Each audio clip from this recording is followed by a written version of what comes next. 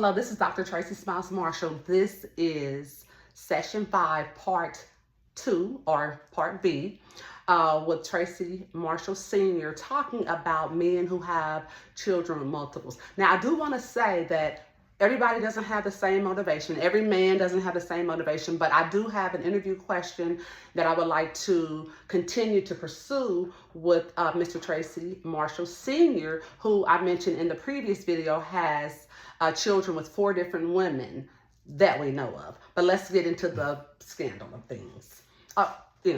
Dig into it. So my question to you is the fear of intimacy or commitment. Again, he was a teen dad and had his last child at the age of 43. So again, that's about a 24 to 25 year gap. And thinking of the fear of intimacy or commitment, I know you said in the previous video, you were patterned from men in the neighborhood and things of that sort. In terms of just being a dog. And I always say, if you have a dog in the area, you have a cat. So if a man's a dog, women, we know we can be cats, and cats are very sneaky. So just I had to add that little thing. But having multiples and having this fear of intimacy or commitment, it also seems like it can stem from having difficulty sustaining deep emotional connection in one relationship. Now, in terms of your oldest child and his mom, just tell me a little bit about that in terms of your commitment in that relationship and how that changed when you became a dad as a teenager. Well, it was pretty much, my first commitment. I mean, we were in a relationship going together. And, when he was born, like I said, I was still in high school. And we tried to make it work, but I was just too young. I was not ready for the, sit here, be good, and do the right thing. I just wanted to get out and just, get wild. But, I still would visit him. He would come over, see my family. But it was hard, though, because it was trying to battle 2 things, trying to do good by him and just trying to be myself and do my thing, though. So. Sure. And so I always say, if you were young and a teen dad, she was young too and a teen mom. So both were young, and I'm sure she had her own whatever. I can't speak for her. But how did having a child as a teen impact your life? Oh, wow. It just, you had to find ways to try to help out, meal, Pampers, whatever was needed, or watch the kid. Sometimes if you wanted to do things, you just couldn't do it. Or I had to get, my siblings or my mom to help out.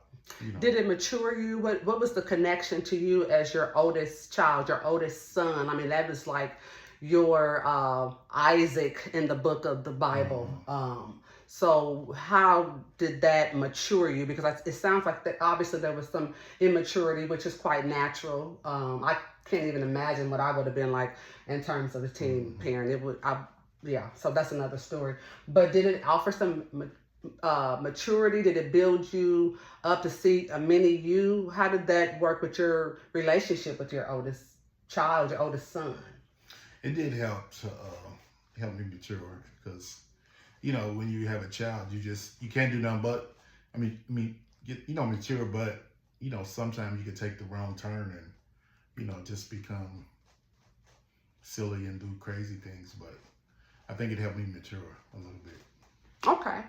Or more than I would have if I hadn't had any children. So. Okay. So having him, I know were you excited, and you told me before when he was born that you were super excited about it. Yes. About being a father. I was. Okay. All right. So, and then Mr. Marshall has his oldest daughter, which I believe they're 8 years apart or so from his son.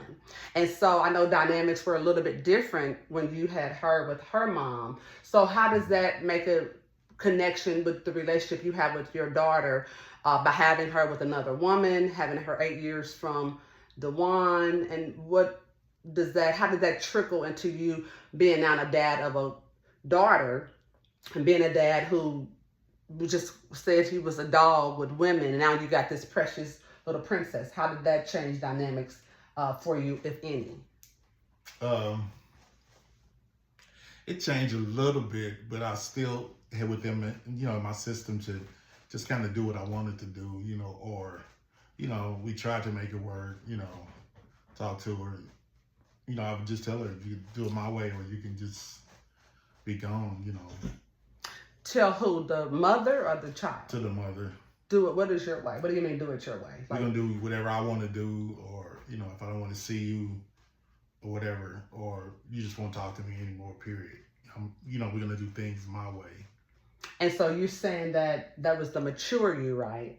Or how does that make you feel as a dad today? Her dad, your oldest daughter's dad.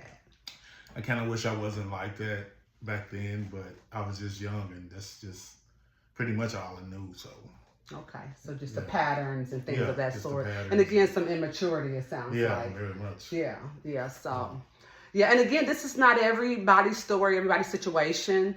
And as Tracy stated, a lot of his drive to the women that he had children with was more or less a physical attraction.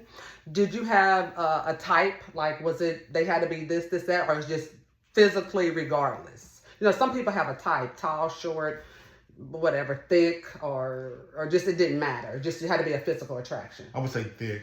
Just Okay, kind of the thick thing. Okay, so again, thanks for joining. Again, this is not everybody's story, but we wanted to just come on and share from a male perspective, a man perspective, a father perspective, a daddy perspective of what it looks like from, of course, one man. We're not saying everybody, but possibly generalizing what it looks like for men who have multiple